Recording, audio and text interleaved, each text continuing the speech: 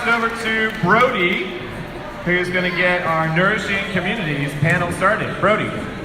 Just before we start, I was told to say, do not forget about our Ask a Farmer contest to get one-on-one time with Alex Smith.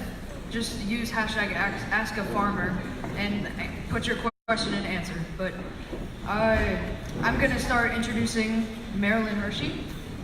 Marilyn and her husband milk 800 cows in Chester County, Pennsylvania. She is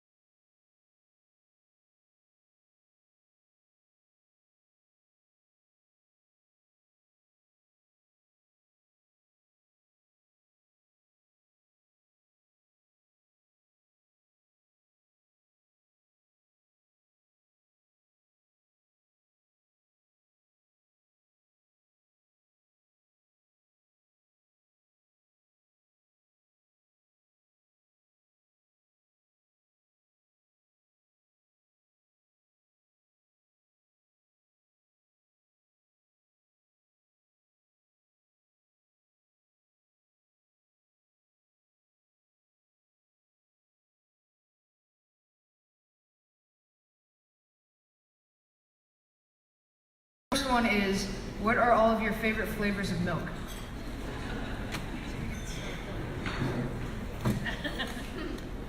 Strawberry. Oh my goodness. I love strawberry. I can drink strawberry milk every single day, all right? And I know it's not always readily available. And Yoo-hoo is not the same, okay, as real strawberry milk. But that's my favorite.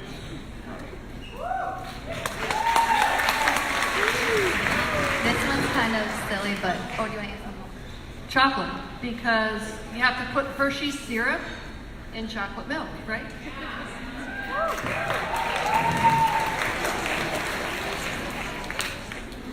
You know what? I like all flavors and all milk. Love them all.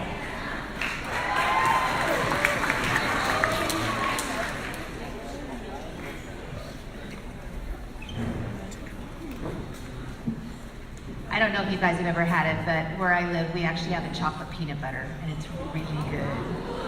So you could have it for dessert, or you could have it, but that, honestly, that's my favorite. So you got to come out to Washington State to get it.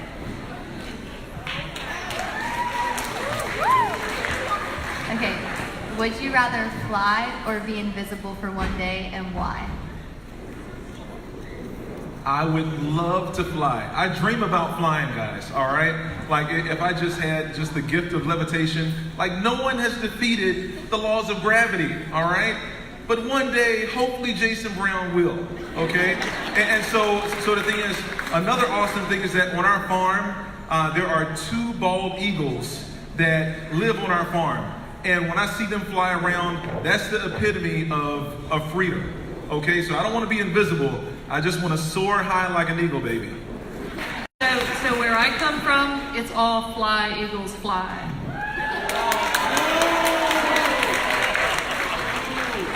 So definitely fly. You know what? I love to fly. It gets me places, so I don't want to be invisible. I want to be just like being here today with you guys. If I can fly somewhere and talk about dairy and milk, that's all I like to do. So flyer where I can.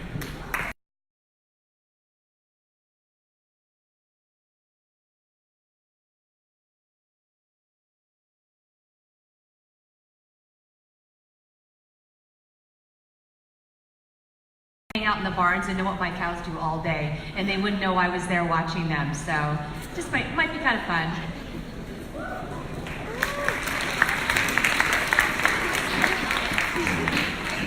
So now we're going to get to a little more serious or thought-provoking questions. So So this is just to the panel. Can you share your thoughts on why understanding agriculture and where your food comes from is important? So it seems that each generation that comes in and goes through the school system is further and further away from agriculture and from farming. We have people who live 5 minutes from our farm, 10 minutes from our farm, who really don't know what it takes to put milk on the table. And so it's very important for us to make sure that everyone knows where their food's coming from, because sometimes if we don't understand where it comes from, we make choices and decisions that aren't best for the environment and best for the people. So, yeah.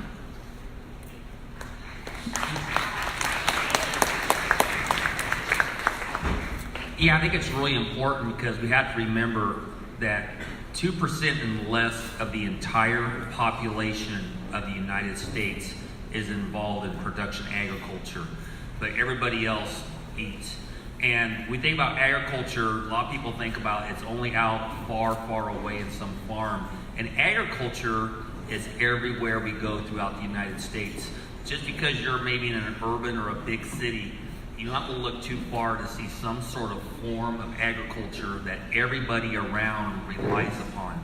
So when we go to the grocery stores and we go pick out things, milk and produce and other things there, it's always important to remember, what does it take to make sure that there's always food for our dinners on the table, but at the same time, where does it come from?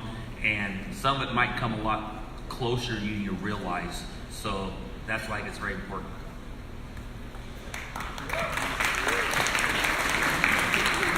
All right, so I was joking with the guys at my table, and I was saying, look, whenever I go somewhere, I form relationships with some key important people.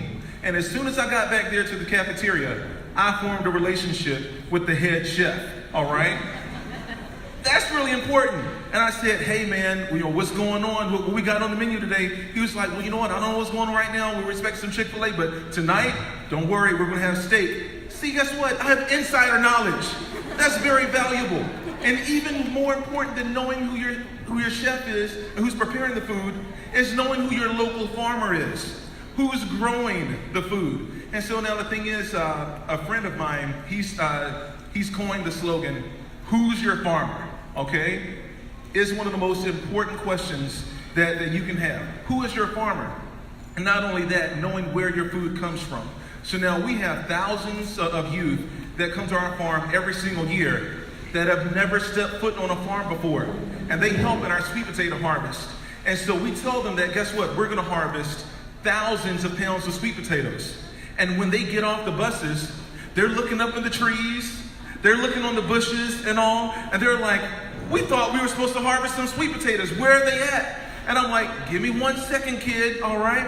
And so I get in my tractor and I plow up the rows, and sweet potatoes just start jumping from everywhere. And they're like, wow, look at that. Like, there were sweet potatoes right underneath the ground. I'm like, yeah, kid, that's where sweet potatoes are grown. Like, they were underneath the ground the whole time. And so the thing is, it's funny, but then again, it's not, because we have a massive population out here that is very much so disconnected with farms and where our food comes from. And if we're going to correct this situation, if not just fueling up, but if we're going to correct the situation of hunger and making sure that no child is food insecure, we have to place an importance on our local farms.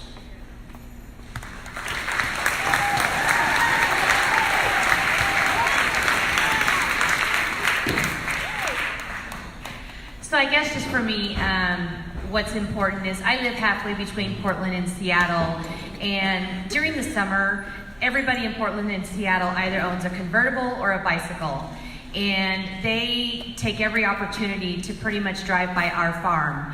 And it's because we live in a beautiful area that also has about 30 miles of really good bike, they can just bike wherever they want and get, what they want to do on the weekends.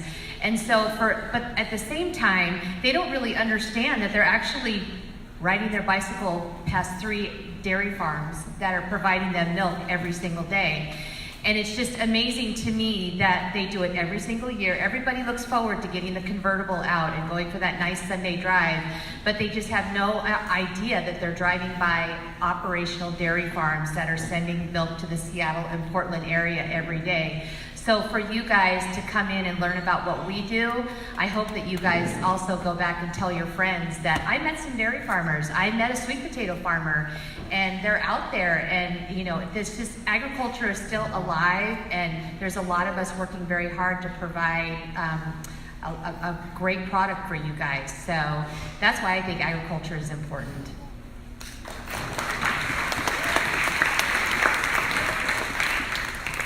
What motivated you guys to want to be a farmer and get into farming? So my mother likes to tell the story that when I was younger, I always told her I was going to marry a farmer. So evidently, I don't really remember saying that, but evidently I did, and it came true. So I did marry a dairy farmer, and my father, when he sold his cows, because he was getting older and did not want to continue on doing it himself, so he came to work for us. And he is 90 years old, so think of this, okay guys? He's 90 years old, and he is at our farm every single day. No matter what the weather, no matter what the temperature, he is there. So I'm not sure that I'm going to be a dairy farmer till 90 years old, but I have some big shoes to follow.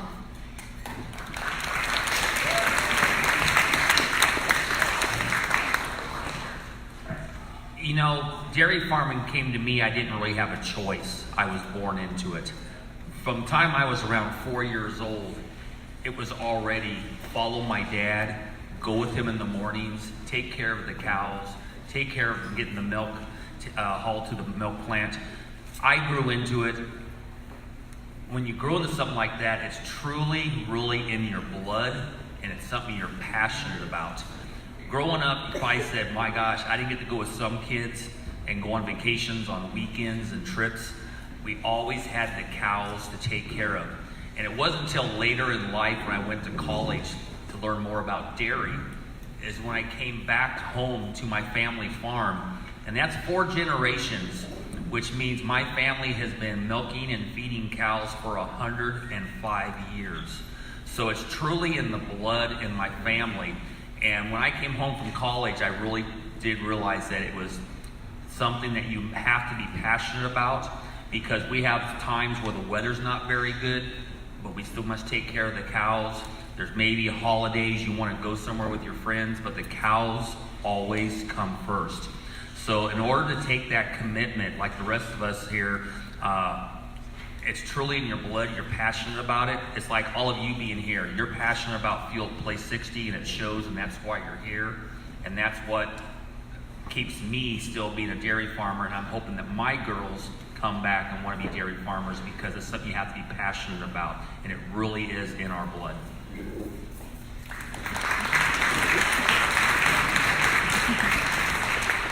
All right, well, yeah, a lot of you guys know that my former career was in the NFL, and so it was kind of a unique transition where it was very much so a calling on my life, and something very specific for me. My older brother, he served our country in Operation Iraqi Freedom over in Iraq and Afghanistan, and he paid the ultimate sacrifice September 20th of 2003, and he was 7 years older than I, my big brother. And so the thing is, guys, I was drafted into the NFL. I made it to the peak of my career. I couldn't get any better. I couldn't make any more money. I was truly successful, and I achieved greatness in the NFL. But when I turned 27 years old, the same age that my older brother was when he was slain in service, my heart shifted towards want to move towards service as well. And Dr. Martin Luther King, he said that anyone can be great because any one of us can serve. And so God truly called me to be a farmer and to serve our communities through fighting hunger, through fighting food deserts and childhood food insecurity. And I just want to share it with every single one of you. You can be great, all right? You don't have to score a touchdown, okay? You don't have to run the 40-yard dash in 4.5 seconds. You can be great through service. And I'm so glad that I'm now a farmer and I can help so many people.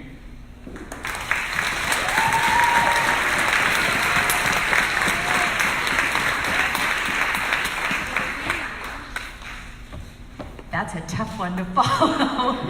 I am originally from California. I was born and raised in Napa in the city. My parents had zero agricultural anything. My mom was a nurse and my dad worked in the auto parts business. And so when I went off to college, it kind of took me a little bit to find my way, but I found my way to being an ag business crop science major. And I was about 6 months from graduating from college, had no job, had no future, had no idea where I was going to end up. And I just so happened to meet this really nice young man who just so happened to be a dairy farmer in the state of Washington. And as we were starting to get to know each other, he kept telling me that Washington was God's country. And he just kept saying that. And he never really elaborated, just said Washington was God's country and encouraged me to come up there. And I experienced unimaginable heat, snow, ice, floods, you name it. And yeah, I've experienced while I've lived there. And so you ask, why would you leave the beautiful state of California and move to Washington? You know, again, he's an amazing, I have obviously built a beautiful life up in Washington State. Dairy farming truly has made my life amazing. I've accomplished so many things that I never thought I would be able to accomplish, both as a woman, as a dairy farmer, as a mom. It's just, it's a passion I didn't know that I was gonna find at 28 years old, but I'm glad I did, and I would not change my life for anything other than no more floods, no more fires, no more, I wish, but that's life, but I wouldn't change anything, and I'm so glad that I'm a dairy farmer and able to do what I love every single day.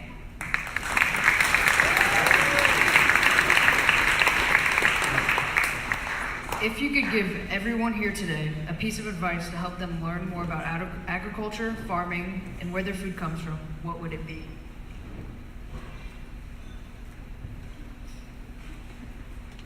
That's a really tough question. One piece of advice. So I'm gonna go more the nutrition route. So read the labels of your food. So when you have choices to make, you go to the grocery store, and you're trying to decide, read the labels. You know, dairy products have one of the cleanest, purest, strongest, most nutritional value foods out there.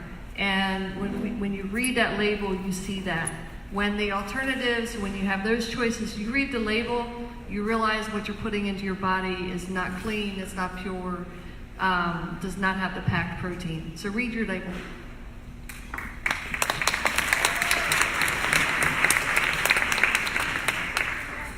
Well, first of all, I would say for all of you that are here today at this event, you got 4 people here from agriculture, and we're going to be here. So for one, if you have questions, please come up and ask us during this time, because nothing more than we enjoy than talking about agriculture, the products that we produce, and what is going on in agriculture. But you know, I think if you have questions, think about who you want to ask. If it's about agriculture, you guys all have phones. You know how to search for things. Go to the actual food groups on there, such as the dairy. We have dairygood.org, undeniably dairy. You'll find a lot of resources there that will talk to you about how we produce milk, how we're good for the environment. They talk about the clean label. If you're curious about apples or sweet potatoes or whatever, go to those places that are truly farmers who are talking about what we do, because there's a lot of misinformation. So try to go to the sources that are truly looking at agriculture there.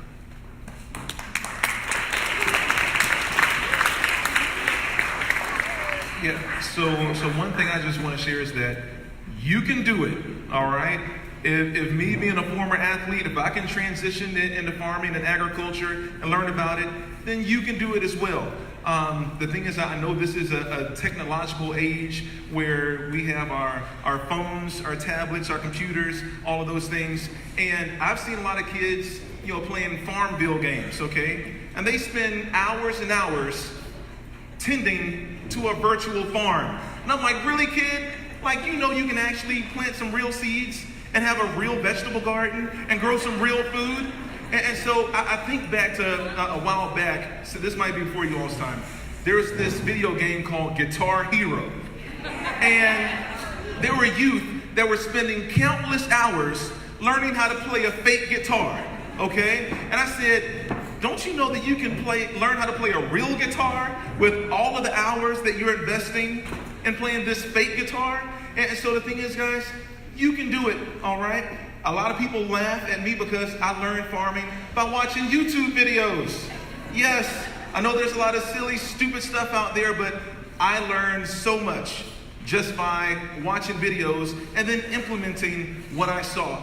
And so one thing that I've been thinking about lately as inspiration is I harvest and I save a lot of fruit and nut seeds from my vegetables and my trees. And think about this. If you have a small acorn, right? That acorn can be planted and it can turn into a massive, mighty oak tree. And that mighty oak tree, you can take every single one of those acorns, thousands of them, and plant them, and it can turn into a huge and massive forest. But guess what?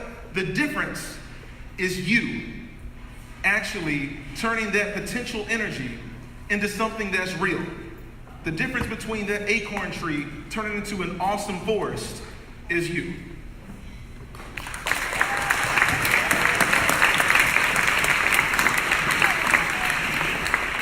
I think if I had one thing to say, and it's very common in the dairy industry, and I know Marilyn and Brad will both know what I'm talking about. When I first came to this industry as somebody that didn't know anything, I was told it's always been done that way, so we're going to keep doing it that way. Period. Even if, and so I want to encourage you guys, and I think that's one of the great things about Fuel Up to Play 60. You guys may have some of the greatest ideas. Don't ever let anybody say, we don't do it that way, so we're not going to do it that way. Please, if you have great ideas, if you want to see a new food item in your school that, somebody just says that'll never happen. If you love it and your friends love it and you guys want to see it, push it, make it happen. You guys can make it happen. And that's just one thing that I have 3 kids, and I tell them that all the time, because they'll come to me and they'll say, Grandpa says we can't do that because we've always done it that way. And I'm like, well, Grandpa's not in charge anymore, so we're going to try this. I just encourage you, always try, always try. There's no harm in failing. You got to fail to learn. And so please, don't ever be afraid to try something new, to just learn and fail, because that's how you're going to become a better person and come up with you guys might have the newest flavor of milk that none of us have ever heard of, but boy, it would sure be great if we could get a new flavor of milk that everybody loved. Chocolate peanut butter. There you go.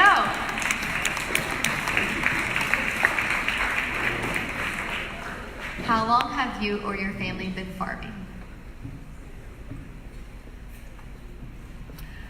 So my great-grandparents had cows. My grandmother milked cows by hand. They had 40 cows, which was a lot back in the early 1900s.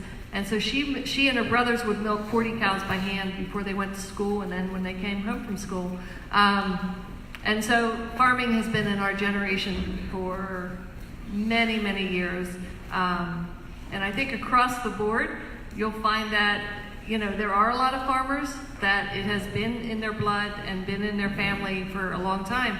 But you'll also find those farmers that start up fresh and start up new, and they're the first generation farmer. And so don't think that you have to have it. in your background to be able to be a farmer, because you can start up and be the first generation as well.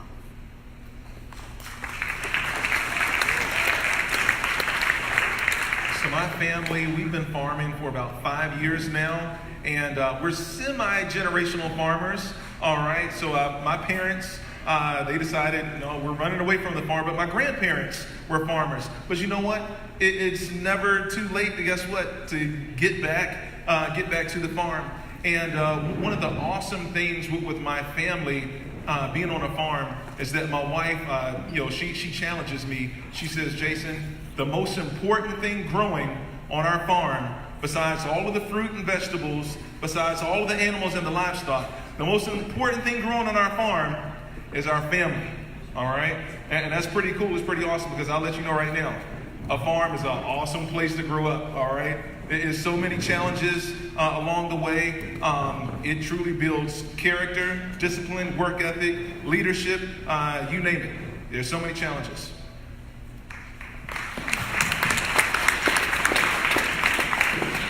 So as you guys all know, I'm not originally from the farm, but my husband's great-grandparents came from Switzerland through Ellis Island. We found their papers. We were doing a project the other day and found their papers from Ellis Island. So they actually were dairy farmers in Switzerland. And then they came to Olympia, which is about 30 miles north of where we are, and started a small farm there. And then my father-in-law was actually drafted to go to Vietnam, and so he left the farm for a year. Both of his parents passed away when he was 18, so then it became his brothers and sisters running the farm. But he took some time away while he was drafted, and then in 1962 decided to start his own dairy farm. So the dairy has been in the Schulter family for as long as we can remember.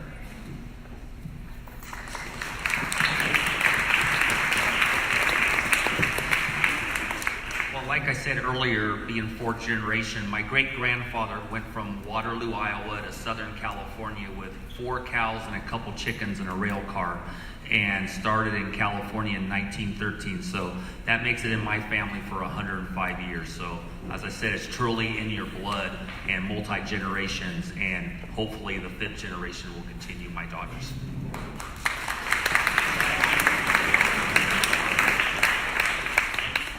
Okay, this is my last question, and this is just for Jason. How is farming like playing football? Well, farming is very similar. Football is on a football field. Farming is on a farm field. And honestly, that's about where it stops. So now, I wish I could tell you that the most challenging thing that I've ever done was playing in the NFL. And that's even going up against 350-pound defensive linemen and protecting my quarterback. But it's not, okay? Waking up to a farm every single day, it is twice as demanding, all right? There's so many challenges along the way, so many variables, no matter the weather, no matter dealing with the livestock and the animals, which, yeah, it's not easy. But yet at the same time, it is extremely rewarding. In my NFL career, I was in a life of entertainment, all right? It was the entertainment industry. Right now, I'm in the service industry, and I have learned the utmost respect for other farmers, all right? For this panel before you all right now, I have tremendous respect for them, especially dairy farmers, okay? Because those cows, they don't quit. We get no breaks, guys, all right? There is no vacation. When I first went to the farm, I asked a local farmer, I said, that's nice, what do you do for a vacation every year? And he was like, like vacation? Well, what's one of those? Like, we don't get any of those, all right? The cows need to be milked at least twice a day, sometimes 3 times a day. And they don't want to hear about your sad sob stories. All they know is, moo, milk me now, okay? And so those are the differences and the similarities, right there. Now, one thing that I love about agriculture and farming, guys, is that, yes, in the NFL, it is dominated by, it's a male sport. In agriculture, we have woman power, okay? You see our women in agriculture? All right? All right? These awesome ladies right here. Okay, so now, it's not just Old McDonald, okay? That you have to rewrite the song based on these awesome, powerful women up here. And guess what? And the young ladies in the room, the awesome women power out there, that's right. Guess what? There are awesome, tremendous opportunities, all in agriculture. And yes, we're calling on every single one of you to help us to make a difference, because we're truly going to need it in the coming years to feed a growing America. Thank you.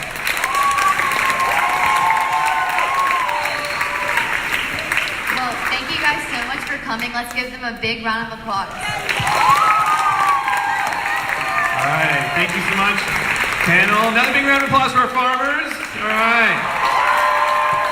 So we do not have time for live Q&A, but you can ask a farmer using the hashtag FUTP60 Ask a Farmer, and we will be answering those questions live over the next few hours. One of those tweets and responses, you'll get chosen to have a special meet and greet with Alex Smith, quarterback of the Washington Redskins tomorrow night. All right. So farmers, thank you very much.